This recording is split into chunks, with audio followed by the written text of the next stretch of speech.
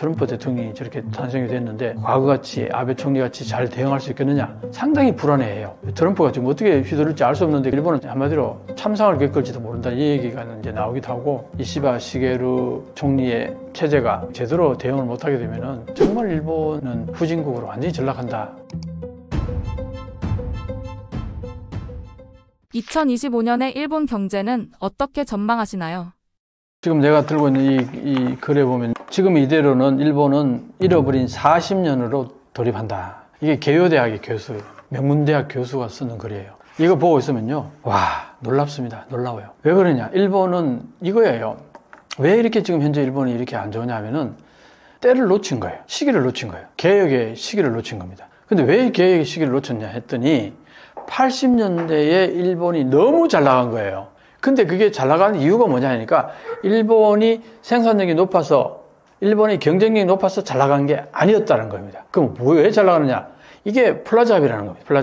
플라자비가 뭐냐 했더니 1985년도 9월 달에 미국의 플라자 호텔에서 그 당시에 G5 순회들이 모여가지고 일본의 제품들이 미국에 넘쳐나니까 이게 왜 이렇게 넘쳐나냐? 일본 제품만 미국에 이렇게 팔리고 미국 제품은 일본이 거의 안 사가느냐?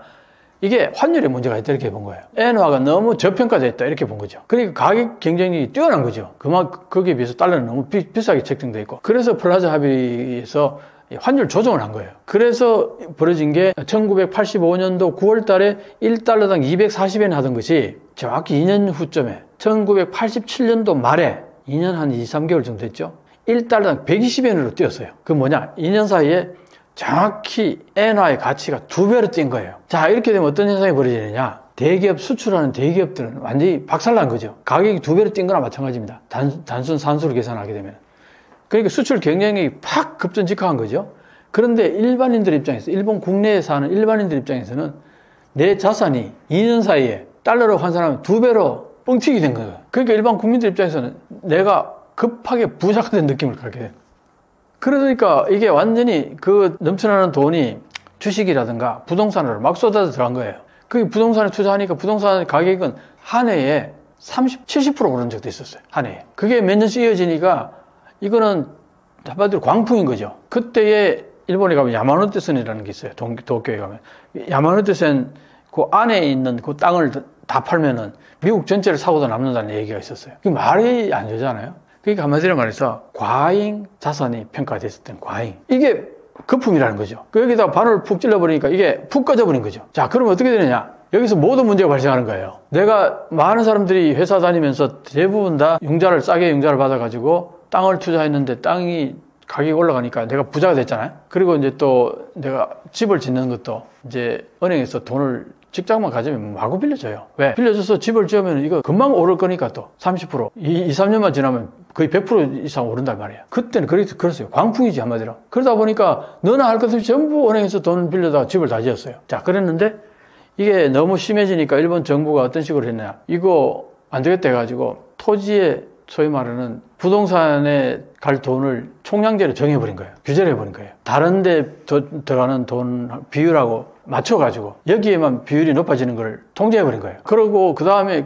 금리를 급속도로 올려버린 거예요. 6%까지 올려버린 거예요. 그러니까 한마디로 말해서 바닥에 내팽개 쳐진 거죠. 한마디로. 그러다 보니까 자 거의 1% 이하로 쉽게 빌릴 수 있던 은행 돈이 갑작스럽게 6% 이자율로 올라와 버리니까 어떻게 돼요? 그 다음에 부동산에 들어갈 수 있는 돈을 총량 규제를 해버리니까 이게 난리가 난 거예요. 일본 전체가. 그래서 그 이자를 갚을 능력이 안 되는 사람들은 내 건매물 내놓을 거 아니에요. 어떻게 되겠어요? 건매물된 건물들이 넘쳐나는 거죠. 가격이 폭락하죠. 그래서 어떻게 됩니까? 내가 여기 회사 다니지만 은행에서 돈을 빌려다 이 건물을 지었는데 이게 2억 정도 하는 걸로 생각하고 지었는데 지금은 1억도 안 돼요. 그러면은 이거 건물을 팔아가지고 돈을 갚아도 부채가 남는 거야. 자, 이러다 보니까 이 사람들이 돈을 어디다 쓸 수 있겠어요? 소비를 할 수 있겠어요? 이게 전체적인 분위기가 돼버린 거예요. 그 소비가 완전히 위축되죠. 소비가 위축되니까 투자를 안 하게 되죠, 회사들이. 투자를 안 한 게 그게 30년 또 이어져, 패턴이. 그게 완전히 박살나버린 거죠. 그리고 돈 좀 있는 소위 말해 수출하는 기업들은 전부 다 해외로 다 빠져나와버린 거예요. 그러니까 해외에서 지금 해외 순자산은 일본이 전 세계에서 최고 많다고 그러는데 국내에 웬간한 돈은 해외로 다 빠져나와버린 거예요. 소위 말하는 경제 지표는 계속 축소가 되잖아요. 계속 축소가 돼요. 투자를 안 하니까. 거기다가 이제 고령화는 점점 진전이 되고 저출산은 자꾸 되고 시장이 계속 축소돼 가잖아요. 거기다 투자까지 안 하니까 급속도로 위축돼 가는 거예요. 이게 디플레이션이 된 거예요. 이게. 그 일본 내부에 있는 사람들은 계속 디플레이션이 되니까 임금을 올려받을 수가 없죠. 임금 올려받을 수 없으니까 소비가 줄어들죠. 악순환이 되는 거죠. 그런데 사실은 일본의 경상수지를 보면은 해외에서 나가서 돈 버는 기업들이 많다 보니까 해외 자산이 많다 보니까 경상수지를 보면 일본은 흑자예요. 그런데 실제로 돈이 해외에서 번 달러가 국내로 들어가지고 그게 엔화로 환산이 돼야지 그게 제대로 된 일본의 자산이 될 수 있는데 이 해외에서 번 돈이 해외에서 재투자되고 국내로 안 들어와요. 그럼 어떻게 돼요? 이 해외에서 번 돈은 사실은 일본 돈이 아닌 거야. 그냥 해외에서만 그냥 숫자로만 나타나는 뿐이지. 그래서 내가 이런 얘기를 하잖아요. 하면은 에이 무슨 일본은 해외 순자산이 얼마나 많은데 이런 얘기를 하는데 그게 몰라서 하는 소리예요. 해외에서 번 돈이 국내로 안 들어오니까 국내 경기하고는 관계가 없는 돈이야 그게. 왜? 그래서 국내에서 투자가 돼야지 그게 회사가 어떤 기계를 사들이고 투자라는 그런 거 아니에요? 그 다음에 고용도 더 늘어나고 봉급도 올려주고 그 투자가 더 늘어나야지 그게 이제 선순환이 돼가지고 일본 경기가 활성화되고 그러면 임금도 올라가고 이게 선순환이 되는데 그게 아니라는 거예요. 악순환이 되는 거예요 계속. 그러니까 일본 현재 그 모습이 지금 현재 변화가 있느냐? 변화가 없어요. 여전히 그대로 지금 가고 있는 거예요. 거기다가 엔저까지 가고 있는 거예요. 엔저가 가게 되면 문제가 뭐냐?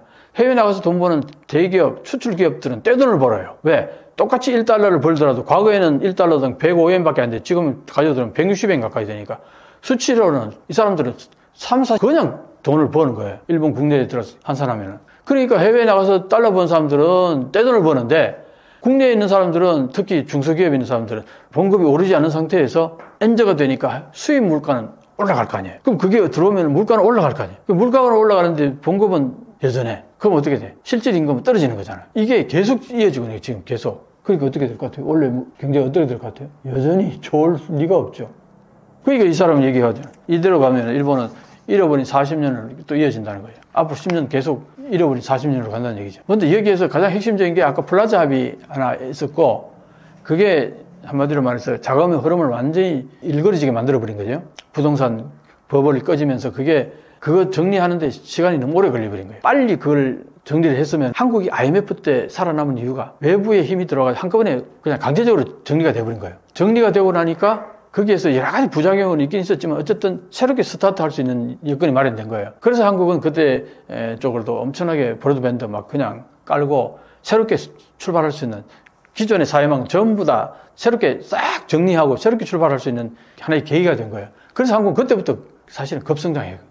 근데 일본은 그게 안 된 거예요. 전통적인 그 어떤 시스템이나 사회 시스템 구축된 것들이 그대로 이어지면서 여기에 그 소위 말해 불량채권 같은 것들이 마구 돌아다니면서 완전히 휘젓고 다니면서 엉망으로 만들어버린 거죠. 그러니까 국내에서 이제 사업에서는 돈 못 벌겠다 했던 자본들이 해외로 다 빠져나와 버린 거예요. 그 국내는 계속 이제 악순환이 되는 거죠. 이런 현상이 벌어지고 있으니까 일본에서는 여기에서 과감하게 변신이 돼야 되는데 거기에서 핵심적인 게 뭐냐? 디지털화거든요. 일본은 디지털화가 안 돼 있는 거예요. 디지털화가 안 돼 있으니까 생산성이 높아지지 않죠. 생산성이 높아지지 않으니까 임금도 올려줄 수 없고 악순환이 되는 거예요. 그래서 이런 문제를 개선하려고 디지털 청원을 만들었어요. 몇 년 전에. 근데 그게 제대로 기능을 못하고 있어요. 마이넘버 카드를 만들려고 했는데 그게 제대로 굴러가지 않고 그러다 보니까 디지털화가 지체되는 상황 속에서 디지털은 해야 되겠다. 그러다 보니까 이게 천문학적인 돈들이 미국의 가팜, 소위 말해 디지털 회사들, 구글이라든가 뭐 마이크로소프트라든가 페이스북 뭐 이런데 그런 데다가 자문료를 주고 일본에 그다음에 뭐 클라우드라든가 이런 사용료 주고 그다음에 뭐 넷플릭스라든가 전부 시청할 수 있는 그런 거 전부 달러로 다 지불하잖아요. 그게 빠져나오는 돈이 어마어마한 돈이에요. 지금 일본이 엄청나게 번 해외 그 관광객으로 벌어들인 돈이 한 5조 7천억 엔이라고 그러는데 거기에서 순이익이 한 3조 5천억이 정도라고 그래요. 그런데 이 디지털 때문에 해외 지불하는 돈이 사용료라든가 자문료라든가 이런 것들을 지불하는 돈이 4조 7천억 엔. 지금 그게 계속 늘어나고 있어요. 내년에는 올해는 또 5조도 넘어갈 가능성이 많다. 그럼 그 세계의 많은 사람들이 일본이 그렇게 오버 투어리즘 정도로 막 관리점 없이 돌아다니는 여행객들한테 번 돈 전부 여기 디지털 여기다 돈 지불해도 다 메꾸지를 못하는 돈이에요. 그러니까 이게 달러는 계속 빠져나가고 해외에서 번 달러는 안 들어오고 그러니까 엔즈로 가는 거예요. 그래서 지금도 올해도 1달러당 160엔대 갈 가능성이 상당히 농후하다고 보는 거예요. 2025년에도 일본은 정치 후진국의 평가를 받을까요? 최근에 엔저로 인해 가지고 일반 이제 서민들의 지갑이 한 20-30% 푹 꺼졌단 말이에요. 여기에 대해서 이제 일반 국민들은 자존심 엄청 상해하는 거예요. 왜? 내 엔화 가지고는 해외여행 거의 이거는 뭐 쇼킹한 거예요. 해외 나가서 물가 보면은 해외여행 잘 못 가요. 가까운 한국은 좋죠. 가까우니까 뭐 그렇게 크게 비싸지도 않은 것 같고. 그리고 한국 물가가 미국이나 뭐 다른 유럽 달러권에 비하면 그래도 그렇게까지 비싸지는 않잖아요. 그러니까 이제 한국은 좀 오지만 옛날에 많이 다니던 유럽이라든가 미국이라든가 하와이라든가 이런 데는 괌이라든가 이런 데 거의 못 간다고 보면 돼요. 그러니까 이제 여행을 못 가는데 해외 여행객들은 막 쏟아져 들어와가지고 그것도 안 되고 서비스 해야 되잖아요. 그러니까 자존심 엄청 상한 거죠. 일본 국민들 입장에서 볼 때. 자, 그래가지고 그러는 상황 속에서 작년 자민당 중의원 선거했잖아요. 그래서 어떻게 지금까지 늘 일단 과반을 넘어섰는데 과반은 그냥 연립 여당 다 합해도 과반이 안 됐잖아요. 그러니까 지금 굉장히 불안한 거예요. 왜냐? 다른 야당하고 또 연합하면 괜찮은데 다른 야당이 이 자민당, 공민당하고 연합 안 하겠다는 거예요. 그럼 끈끈이 서로 합의를 하면은 통과시켜주고 이러니까 자민당 지금 정권이 엄청 불안한 거예요. 지금 이시바 시게루 정권이. 왜냐? 야당에서 어떤 일이 생겨가지고 불신임권을 만약에 제출해버리면 그날로 해고돼버리는 거예요. 불신임 돼버리는 거예요. 총리가. 왜? 과반이 안 되니까. 야당이 똘똘 뭉쳐가지고 불신임권 던져버리면 그걸로 바로 정권 끝나버려요. 그럼 다시 또 총선거를 해야 되잖아요. 이런 상황이다 보니까 일본 자민당이 상당히 지금 불안정한 거예요.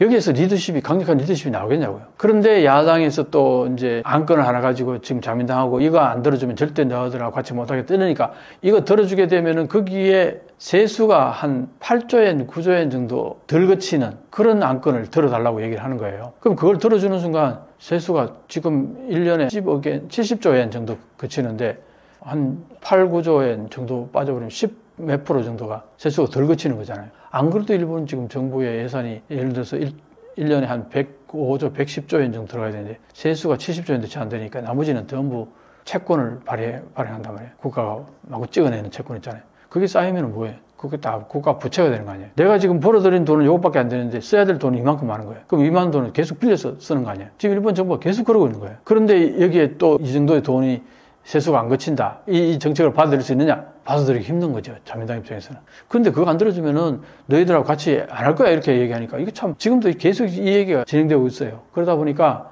자민당 입장에서는 과거와 같은 그런 강력한 리더십이 안 나오니까 정치가 불안정한 거죠. 현재 일본이 그렇습니다. 그래서 여기에서 이제 트럼프 대통령이 저렇게 탄생이 됐는데 과거같이 아베 총리같이 잘 대응할 수 있겠느냐? 상당히 불안해해요. 트럼프가 지금 어떻게 휘두를지 알 수 없는데 거기에 적절히 대응 못하면 일본은 한마디로 참상을 겪을지도 모른다. 이 얘기가 이제 나오기도 하고 굉장히 불안해합니다. 트럼프 정권 출범에 대해서. 이시바 시게루 지금도 총리가 되고 있죠. 그런데 다들 단명에 끝날 거다고 했는데 나는 그때 한번 보세요. 내 채널에 가서 의외로 좀 갈 수도 있을 거다. 그거는 지금 현재 일본의 연예계 구조상 저 사람을 대체할 만한 사람이 당장은 없다. 그런 의미에서 좀 지속될 수도 있다. 하기 나름으로서는 위기를 잘 넘기면 녹론할지도 모른다까지 내가 얘기했어요. 근데 지금도 얘기는 계속 불안정하다는 얘기는 나오지만 최단명은 이제 그 위기는 일단 넘어섰다 이런 얘기가 나오더라고요. 사실은 이시바 시게루 아베 총리가 3년을 했는데 기시다 총리도 처음에 당선됐을 때 오래 못 갈 거라고 다 얘기했어요. 그랬는데 3년을 가더라고요. 그만큼 일본은 시스템 자체가 어떤 의미에서는 과거에 자민당에서 총리가 1년마다 매번 바뀌었던 경우가 한 4-5번 정도 있었어요. 지금 다시 그 패턴이 돌아온 게 아니냐 할 수도 있는데 이시바 시게루는 어쨌든 지난번에 얘기했듯이 한국 국민의힘으로 치면 유승민 같은 사람이 한국으로서는 대통령이 된 거고 일본의 총리가 된 거란 말이에요. 이게 되게 아주 양면성이 있잖아요. 그러니까 이 부분이 어떻게 굴러갈지는 아무도 장담을 못해요. 어떻게 될지 모르는 거죠. 긍정적인 측면과 부정적인 측면이 너무나 명료하게 대립되고 있기 때문에 어떻게 될지 알 수가 없어요. 다만 이제 지금 위기는 넘어섰다. 그래서 조금은 더 갈 수도 있겠다. 뭐 그런 정도. 저는 이제 최근에 올해 들어서 이제 어떤 생각을 갖냐 하면은 한일 관계뿐만 아니라 트럼프 대통령이 이제 대통령으로 곧 이제 취임을 할 텐데 이 쓰나미가 전 세계로 밀려올 텐데 이게 한국이나 일본에 제대로 밀려올 거예요. 근데 지금 한국은 현재 상태로서는 전혀 대응이 안 될 겁니다. 그렇지만 이 지금 현재 한국이 혼란한 상태가 그래 오래 갈 거라고 나는 보질 않아요. 어쨌든 올해 내로는 깔끔하게 정리가 돼서 나름대로 새롭게 출발하는 어떤 한국의 새로운 정권이 들었을 거고, 그렇게 되면은 강력한 리더십 아래 새롭게 대응이 될 가능성이 상당히 나는 농후하다고 봐요.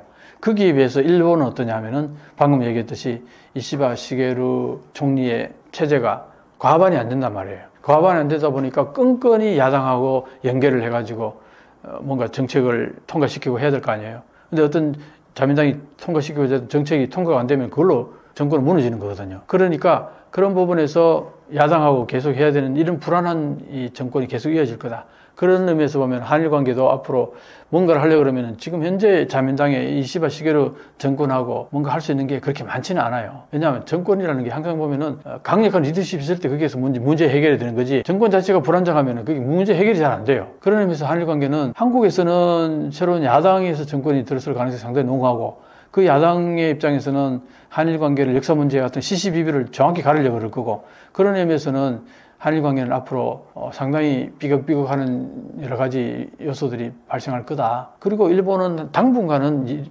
정치 리더십이 상당히 불안정할 거기 때문에, 그런 의미에서는 일본은 여기에서 만약에 제대로 대응을 못하게 되면은 정말 일본은 후진국으로 완전히 전락한다. 그런 얘기들이 꽤 나옵니다. 그런 측면에서 보면은 한국하고 일본하고는 상당히 지금 위치가 다르고 스탠스가 다르다. 그래서 뭐 가끔 하는 얘기들이 일본의 어려움 얘기하면 한국은 더 심하다든가 한국도 일본 따라간다든가, 그런 얘기들은 제 인식에는 전혀 부합하지 않는다. 한국은 앞으로도 잘 헤쳐나갈 거다. 원래 잘 수습해서 아마 또 새롭게 비약하는 한 해가 될 거라고 저는 확신합니다. 일본은 요즘 길거리 매춘이 부쩍 늘어나서 사회적 문제라고 하는데요. 무엇이 문제일까요? 한마디로 말하면 일본 경제가 안 좋아졌다는 거죠. 경제가 안 좋아지면요, 어떤 현상이 벌어지냐면 가진 사람은 더 벌어요, 돈을. 가지지 못한 사람은 더 가난해지고, 이게 국가의 경제가 어려워질 때 나타나는 현상이에요. 그러다 보니까 일본은 사실은 이제 과거에는 많은 사람들이 일본에 가서 주재원을 있다가 뭐 4, 5년씩 있다가 이제 본국으로 돌아갈 때 대부분 다 하는 얘기가 일본은 사회주의 국가다. 왜냐? 빈부격차가 별로 안 나게 하고 완전 고용이고 평생 직장을 인정해 주자는 말이에요. 이게 쉽게 자르질 않는다는 거죠. 그런 것들이 종합해서 볼 때에 일본은 사회주의 국가 같다, 그런 얘기를 많이 했는데, 지금 그게 이제 무너져 가기 시작하는 거예요. 왜? 어려워지니까 기업들도 그렇고 국가도 그렇고 여러 가지 어려워지니까 효율성을 따지기 시작하는 거예요. 그 효율성이라는 건 시장 메커니즘으로 가는 거죠. 그래서 지금까지 사회주의 국가가 역사 속에 왜 몰락했습니까? 그 시장 메커니즘하고 다르게 굴러갔기 때문이잖아요. 미국이 가장 시장 개념에 가까운 나라란 말이에요. 왜냐? 거기는 능력 있는 사람들한테는 임금이 푹푹푹 올라가고 능력 없으면 잘라버려요. 그러니까 죽을 똥 살 똥 자기 능력을 발휘하잖아요. 그러니까 어떻게 돼요? 경제적으로 생산력이 높아질 수밖에 없죠. 그런데 일본은 어떠냐? 이게 잘하나 못하나 봉급이 별로 똑같아요. 잘해도 인센티브도 거의 없어요. 그런데 평생 직장을 인정해줘.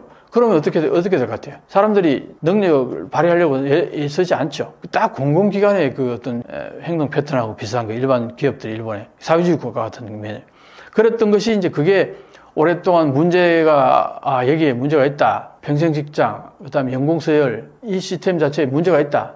사실은 이 시스템이요, 과거에는 내가 유학할 때 90년대만 해도 일본적인 무슨 뭐 경영 방식, 그래서 일본 모델, 그래가지고 엄청나게 뭔가 대단한 듯이 전 세계를 이거 파급시켜야 된다, 이런 식으로 얘기했는데, 그게 지금 현재 일본 경제 침체의 주범이 된 거예요. 그러니까 일본에서도 여러 가지 이제 변화를 추구할 거 아니겠어요? 그런 가운데서 이 변화를 추구하게 되면 가장 이제 취약한 층이 하층 계급인 거예요. 이 사람들이 제일 먼저 피해를 보게 되는 거죠. 이제 직장에서도 소위 말해서 리스트라 같은 것들도 있을 수 있는 거고. 그러니까 이제 일본에서는 과거에는 평생 직장에서 연공서열로 해왔단 말이에요.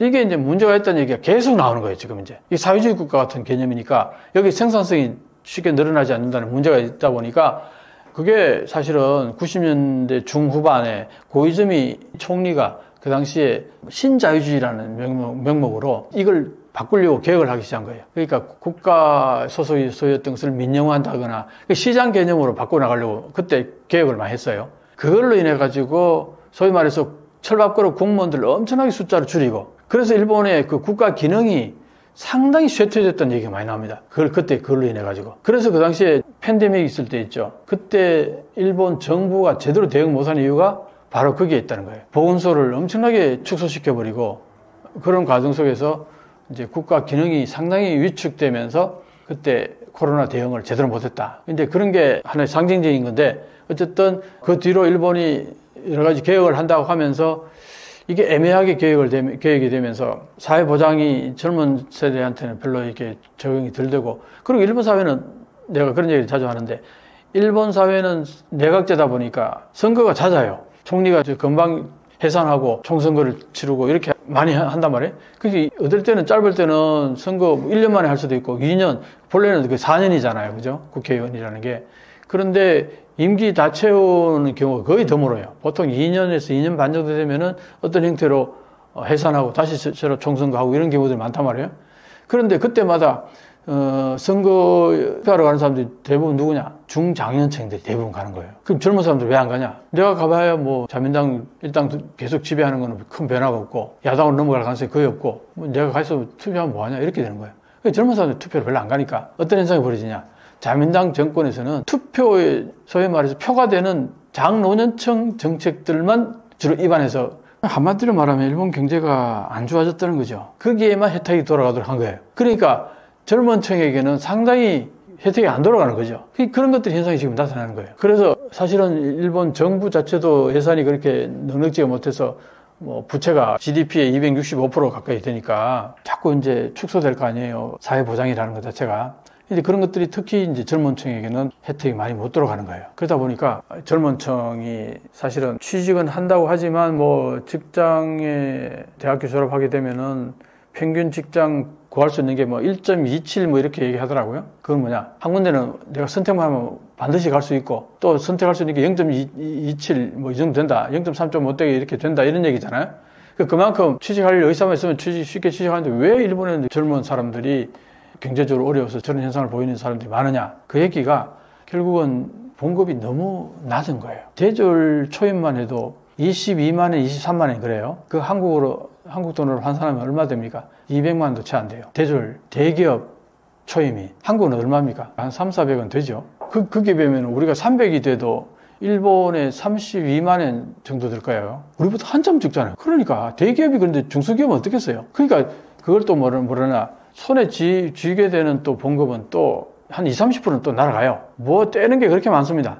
그러다 보니까 대기업도 임금이 별로 높지 않은데 중소기업은 말할 것도 없잖아요. 그러다 보니까 별로 얼마 되지도 않은 돈을 받으면서 하루 종일 시달리잖아요. 이거 싫은 거야. 그래가지고 젊은 사람들이 취직을 안 하고 그냥 아르바이트 하는 걸로 생활하는 사람들도 많이 이제 늘어나는 거예요. 비정규직으로 생활하는 사람들이 많이 늘어나는 거예요. 열심히 노력할 때는 그래도 10만 원 정도는 넘어가는 수익을 얻을 수 있어요. 아르바이트 하더라도. 근데 사실은 뭐 그게 보장이 되는 게 아니잖아요. 어느 날 갑자기 잘릴 수도 있고 뭐 그거는 너무나 불안정한 말이에요. 경제적으로 궁핍해질 가능성이 상당히 높은 거죠. 그러다 보니까 특히 여성들은 더 취약한 거죠. 남성들보다도 뭐 20, 30% 정도는 봉급이 또 적어요. 거기에서. 그 적게 주는 봉급에서 또 여성들이 그러니까 여성들이 사실은 젊은 여성들은 경제적으로 공공할 수밖에 없는 메커니즘인 거죠. 그러니까 이제 최근에 일본에서 엄청나게 문제가 되고 있는 매춘으로 많이들 빠진다는 거죠. 근데 그 매춘에 빠지는 많은 사람들이 보면은 가정적으로 여러 가지로 그렇게 건강하지 못하거나 그런 사람들이 또 많고, 그 다음에 또 어떤 경우에는 이제 젊은 여성들이 물건은 사고 싶고 뭐 여러 가지 하고 싶은 건 많은데 그게 안 되니까 쉽게 돈 벌 수 있잖아요. 그게 일본에서는요, 여성의 성 문제를 바라보는 시각이 우리하고 많이 다릅니다. 그건 뭘 말하냐? 일반인들 여성들 중에도 파파카츠라는 게 있어. 파파카츠. 들어본 적이 있는지 모르겠는데 그게 소위 말해서 5, 60대 정도 되는 남성에게 아빠라고 부르면서 거기에서 같이 식사를 해준다거나 같이 뭘 해준다거나 여행을 해준다거나 이러면서 용돈을 받는 거예요. 이런 것들이 너무나 횡행했어요. 일본에서. 쉽게 돈 벌잖아요. 여성들 입장에서는. 근데 그게 그렇게 하면서 돈을 계약했다가 떼이는 경우도 엄청 많대요. 그러니까 이게 사회 문제가 될 수 있잖아요. 근데 그런 것들이 한국에서는 만약에 그런 게 알려지면은 굉장히 문제가 될 수 있잖아요. 창피할 수도 있고 치명타가 될 수 있는데 일본에서는 그게 너무나 흔하다 보니까 너무나 쉽게 그게 가능한 거예요. 일본 사람들이. 그러다 보니까 이게 성 문제에 대한 인식 자체가 우리하고 많이 달라요. 그러니까 이게 매춘하고 이런 것들도 물론 일본에도 심각하게 보는 부분이 있지만 한국하고는 비교가 안 될 정도로 좀 너그러운 부분이 있다는 거예요. 그러니까 저렇게 쉽게 저렇게 하는 부분도 있고, 그 다음에 어쨌든 지금 현재 일본의 경제가 안 좋으니까, 그 다음에 엔화가 가치가 워낙 떨어지니까 이제 그런 부분들에서 시계도 볼 수 있는 게 특히 이제 또 외국인들이 많이 오잖아요. 여행으로. 그 외국인들하고 뭐 그런 성매매 관계들 해도 개인의 신상에 큰 문제가 없잖아요. 익명성이 보장이 많이 되잖아요. 외국인들하고의 관계. 그런 문제들 때문에 일본이 지금 10대, 20대 젊은 여성들이 공원에 막 줄을 쫙 서 있고 이런 사진들이 너무나 많이 올라옵니다. 그리고 해외 원정도 많이 가요. 미국에서는 하도 많이 가니까 지금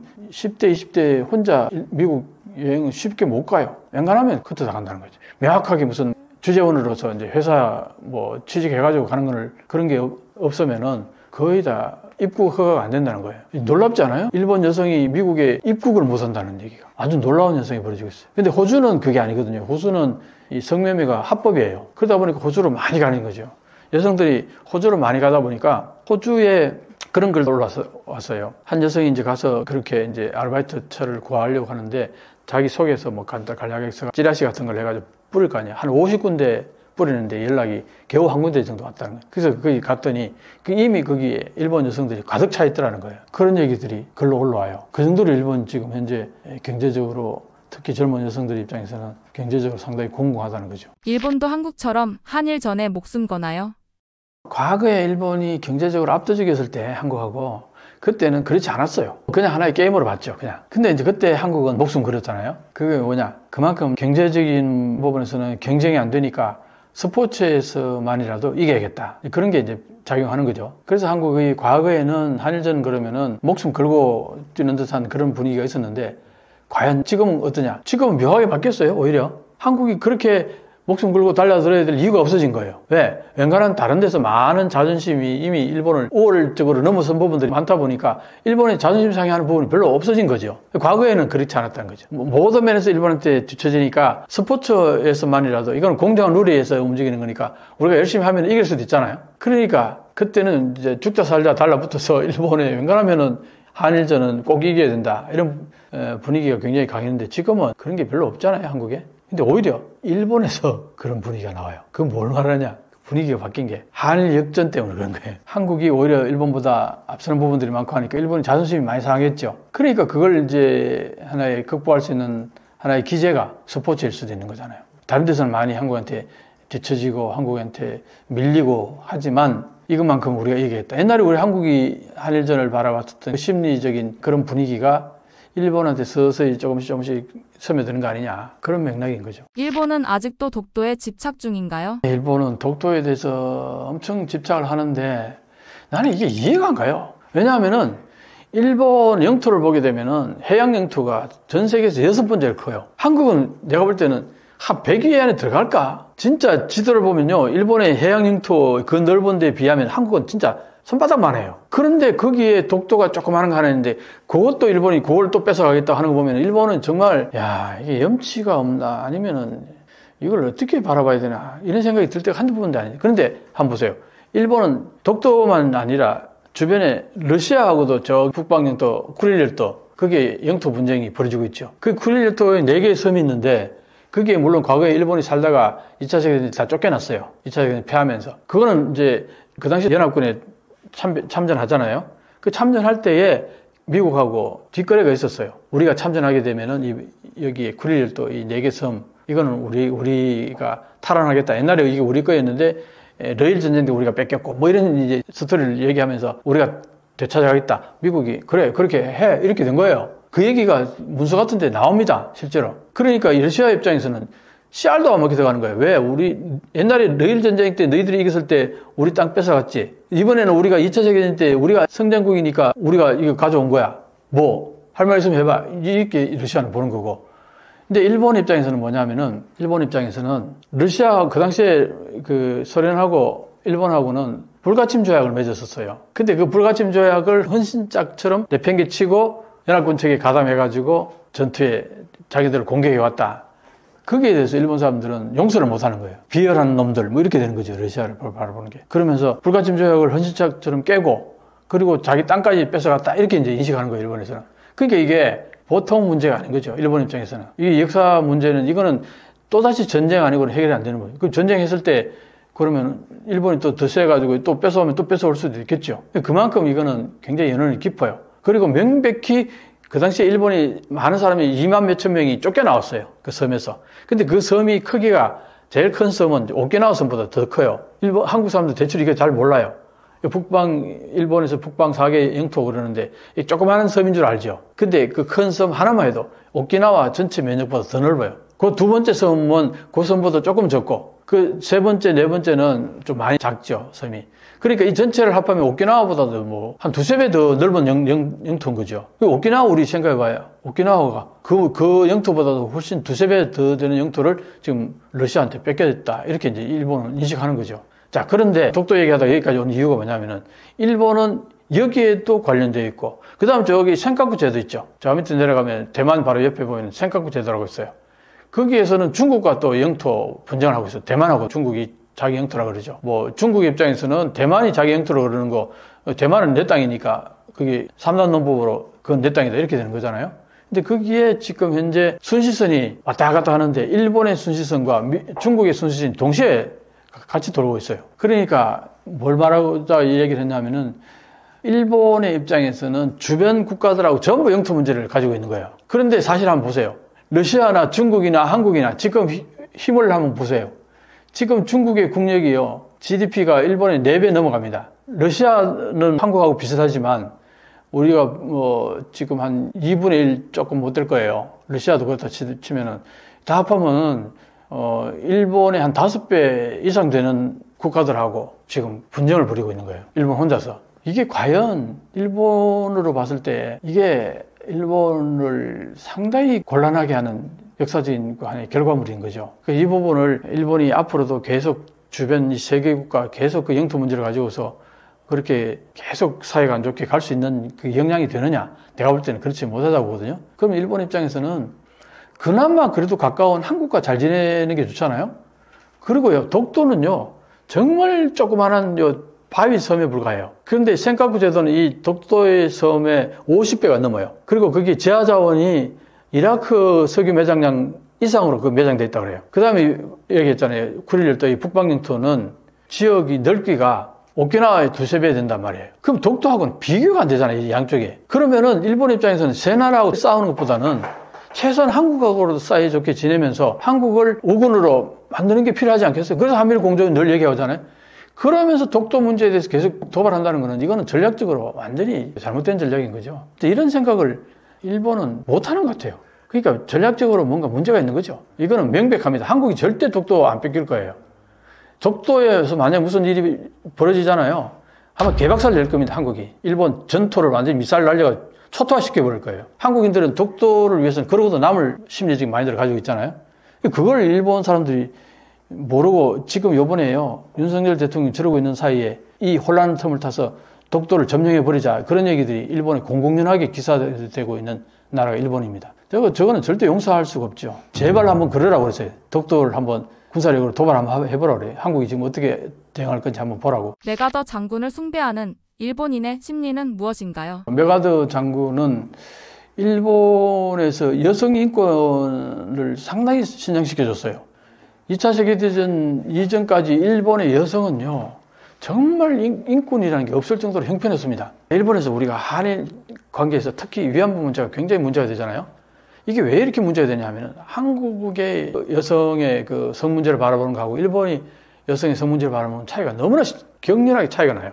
그러니까 일본에서는 그 정조관념, 개념 이런 것들이 뭐 없다는 얘기가 아니라 한국에 그게 굉장히 심하잖아요. 과거에 유교적인 영향이 있어가지고. 그런데 일본은 그렇지가 않았던 거죠. 그러다 보니까 여성의 권리, 여성 인권 이게 일본에서는 지금도 없어요. 전 세계 어떤 통계치를 내보면은 선진국에서는 가장 낮을 겁니다. 아마 여성 인권 문제가 100위 정도권이 들어가요. 그러니까 뭘 말하고자 하냐면은 지금도 그런데 하물며 2차 세계대전이 막 끝났을 때 여성 인권이라는 거는 말할 것도 없었어요. 거기에 메가더 그 당시에 GHQ의 이제 수장이었잖아요. 메가더 장군이 일본의 여성 인권을 상당히 신장시켜줬어요. 그게 인권 문제에 있어가지고 일본에 지대한 영향을 미쳤기 때문에 일본 사람들이 메가더를 상당히 높게 보고 또 하나 아까 얘기했잖아요.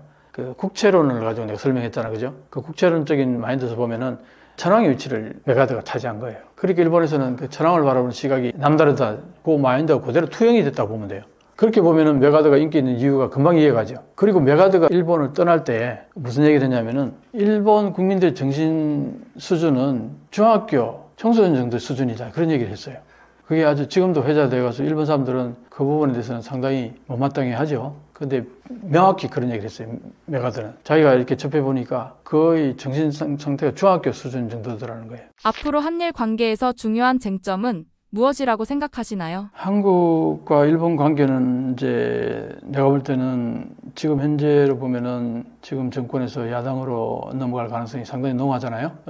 최근 뭐 몇 년 사이에 윤석열 대통령이 일본하고 잘 지내보자 통 큰 뭐 정치 이래가지고 웬간한 건 일본이 원하는 대로 다 들어줬단 말이에요. 그러니까 일본 입장에서는 너무나 좋은 한국의 대통령, 친일적인 대통령이 나타났다 해가지고 환영하는 분위기였죠. 근데 지금 현재 이렇게 상황이 이제 뒷꼬이다 보니까 일본에서 상당히 이제 긴장을 하고 있어요. 야당으로 정권이 넘어가게 되면은 과거의 한일 관계 안 좋았던 그 시절로 돌아가는 게 아니냐. 그런 이제 마인드로 일본 아주 우려스러운 눈초리로 지금 한국을 바라보고 있어요. 그러다 보니까 이제 한국의 야당으로 넘어가게 되면은 윤석열 대통령이 그동안 일본이 원하는 대로 다 해결하듯이 해줬던 그런 여러 가지 역사적인 현안들, 그런 문제들이 다시 다 되살아날 가능성이 상당히 농후해요. 그럼 그런 것들, 예를 들어서 뭐 사도광산, 거기에 강제징용에 대해서 분명히 표시하라고 그러는데 일본이 제대로 표시를 안 했다거나 군함도에 강제징용이 있었다는 걸 그걸 세계유산으로 등록하면서 분명히 그렇게 하겠다 해놓고 일본 정부가 약속을 지키지 않았어요. 이런 문제들. 그 다음에 뭐 아직까지 역사 문제에 대해서 일본이 깔끔하게 뭐 사과 안 했다고 이렇게 인식하는 사람들이 많은 게 지금 현재 야당의 아이덴티티란 말이에요.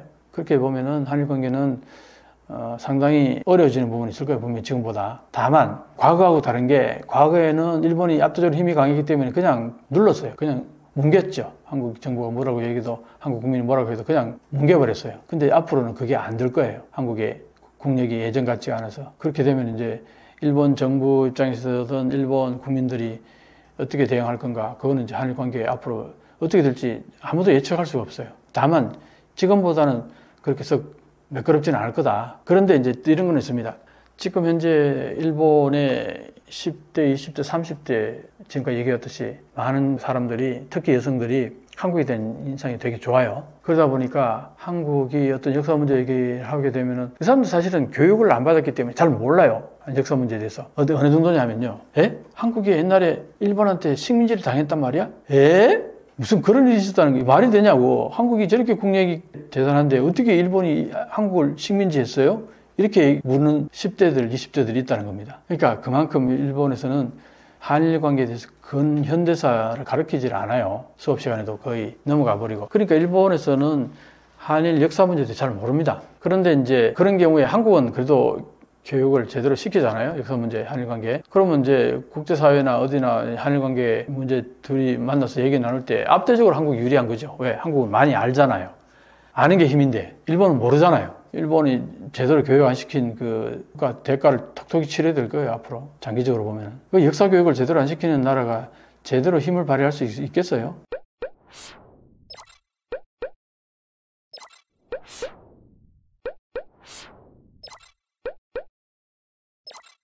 you